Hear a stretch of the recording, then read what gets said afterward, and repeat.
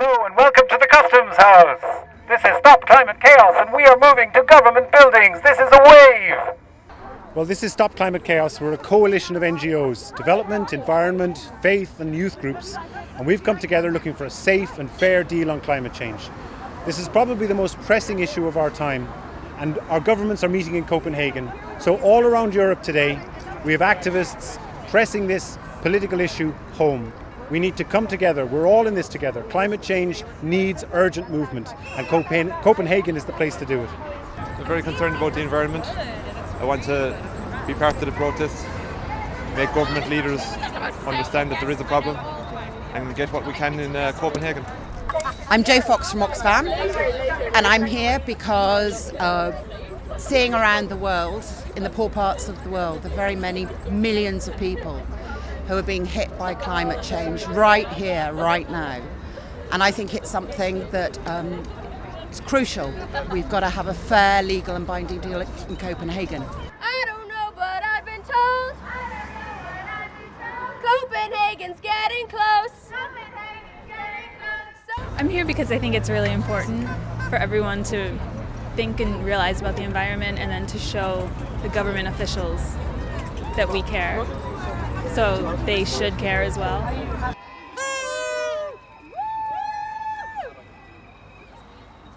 This is the opportunity. It's a moral issue, and it's the biggest issue that the world has ever had to face. This is the most important global meeting that's ever taken place. And I think there is no choice. We have to get a deal here. I don't think we'll make really much of an impression. I think a lot of people don't really care, so that's why we're here today. Suppose it's our duty really to say something, to stand up and say something about getting a fair deal and a safe deal at Copenhagen. Yeah, we're going to be really effective. At least people will see that there's some people taking a stance. You got to do what you can, really. I'm here because not just governments but people need to wake up to their responsibilities to do with climate change.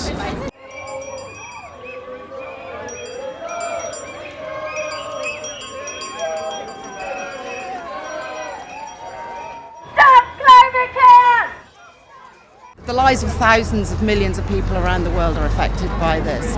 The financial issue, which of course is occupying many people's mind, particularly in the global north, is a different issue. Also, we need the money down in developing countries where the people who are being hit the fastest and the hardest now. We've got a responsibility in our countries to ensure that people in those countries can actually adapt to changing climate change. If you're concerned about climate change, you've got some time in your hands. Come on and join the wave.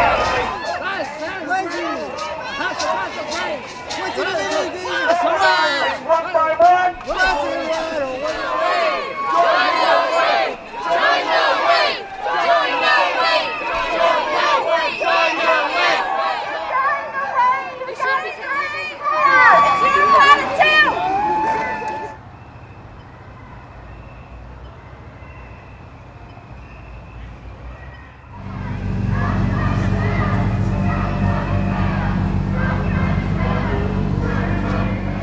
We stand on the eve of the most important meeting of world leaders, at least since the Second World War. We stand here in hope and in trepidation. In trepidation because the elected leaders who will take decisions on our behalf in the next 2 weeks have a track record of sometimes putting vested interest above public interest, of putting the next election ahead of the next generation, and of delaying action until crisis becomes crash. And we know that short-termism and misunderstanding of the risk and complacency turn their economic issues into a crash. If they do the same with the climate crisis now, there is no way back. Nature doesn't do bailouts. We must act now. Firstly, thanks so much to all of you for coming out today and standing in solidarity with millions and millions of people around the world. Number of years been suffering from the devastating impacts of climate change. The vast majority of these people are already living in poverty. They are vulnerable, they are voiceless. So at Copenhagen, We want Ireland and Europe to speak up for the world's poor, for the people who don't have a voice, and ensure they are given the support long term to adapt and cope with the impacts of climate change.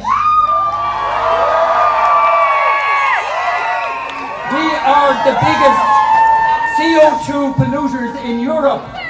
We're 1.5 times the European average. We have to change in Ireland. Get out there, spread the message to everyone you know, and get a change happening into real actions where Ireland ceases to be the worst CO2 emitter in Europe, which we are. And we have a long challenge to do this, but we must start now, and Copenhagen is the starting point. We must make the change happen, so thank you. I'm speaking here as an economist, but I'm also speaking to you as somebody who is constantly driven by ideas and believes that ideas change the world.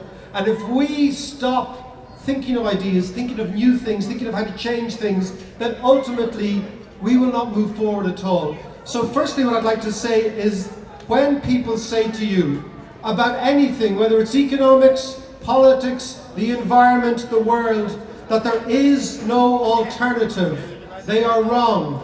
There is always an alternative. There is always a way of looking at things. At the moment, your movement, like all movements, starts initially small. And what I've noticed about in Ireland, and this is one thing that we should be always encouraged about in Ireland, is that Ireland is a place that can be changed by ideas, but ideas are always entertained in Ireland in 3 distinct phases, right? The first phase in Ireland, if you have a new idea about how to change things, is that you're ridiculed.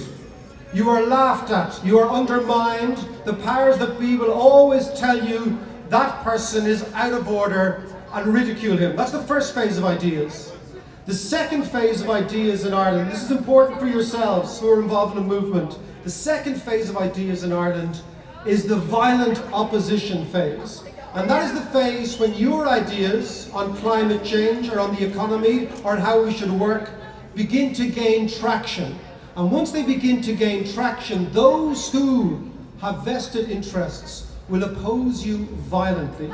So the first phase is ridicule. The second phase is violent opposition. And then the third phase, and this is where this movement is going on climate change, will be universal acceptance.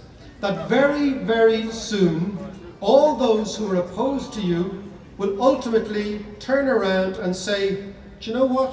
You were right all the time. We now in Ireland, after this crisis, this financial crisis, this economic crisis, we have an opportunity to reinvent this country. A huge opportunity to reimagine what Ireland is like and to do the right thing, not necessarily the easy thing.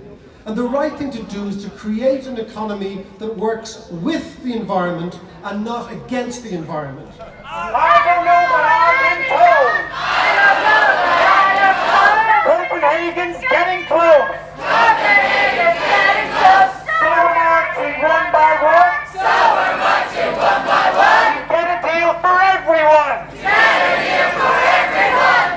Join the wave. Join the wave. Join the wave. Join the wave. Join the wave. Join the wave. Yeah, I didn't think we were going to make that much of a crowd, and it was really good, so it was good. Yeah. Very positive, great to see so many people coming together because of this issue, and really doing something positive for climate justice. It was very enjoyable. It's great to see such a colourful demonstration, I suppose. I think the organisers were disappointed that more people didn't turn up, but it's incredibly difficult to get people out to do anything. That's reality, I thought it was a wonderful show. Everybody giving their best and trying to make some noise.